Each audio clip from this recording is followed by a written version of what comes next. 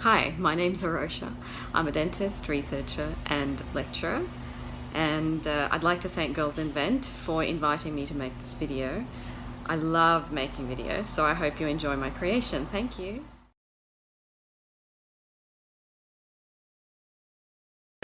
Really involved travel and living in these different countries that at the time were in very interesting political situations.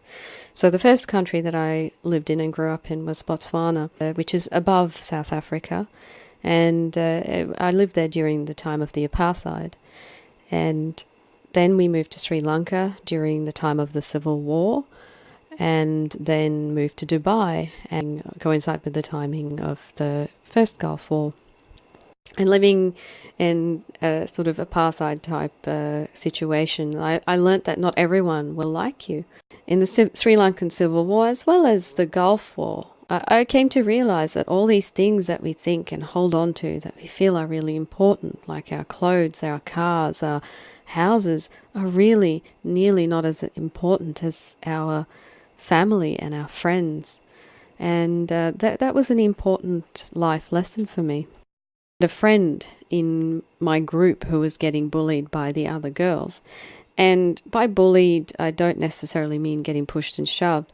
Basically, what was happening was the other girls were excluding her from all these activities and things that we were doing. And because I was so scared of becoming the next victim, I would lose them as friends, I didn't stand up for her. And I wished I'd stood up for her. And years later, I held on to this for years. So at my 10-year high school reunion, I actually met her and apologized. I said, "I'm so sorry. I wish I'd stood up for you more." And we moved on. So after high school, I continued traveling. I went to New Zealand and started studying dentistry at the University of Otago, then moved back to Brisbane, Queensland, where I'd actually grown up, and finished my dental degree. I now work as a dentist in private practice at Karoi Dental Surgery in Queensland. I lecture for the University of Queensland. I also lecture dentists for the Australian Dental Association, Queensland branch, as well as give presentations at conferences. And I'm also studying and doing a PhD. And I'm looking at how teeth change with depth and age. And I want to work out which filling materials will best work with a particular patient so that our fillings last longer.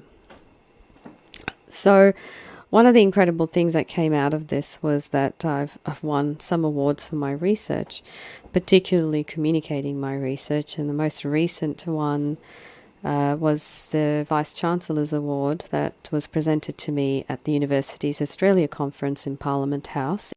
One is don't be afraid to be different. When I was in high school, I loved getting involved in all sorts of activities, and I loved that diversity. And when I went to university, I spent my summer vacations doing research. To be honest, it was an incredible experience, and it got me presenting at an undergraduate level in Sydney, and I competed against other students. I won the Australian Award, and that's set me off to Sweden, where I got to meet all these incredible people from all over the world who are doing these beautiful projects. Tip number 2 is travel, or try very hard to meet different people as much as you can. So if you can't travel yet, or you're not in that sort of position, try and speak to people you may ordinarily not talk to. Because you never know who you might meet and what you might learn. And my third tip is don't be afraid to fail. Have the courage to overcome failure, because for every win that you see in the public space, people will have many, many, many, many failures. Just keep trying and you'll be disappointed. Just dust it off and do it again.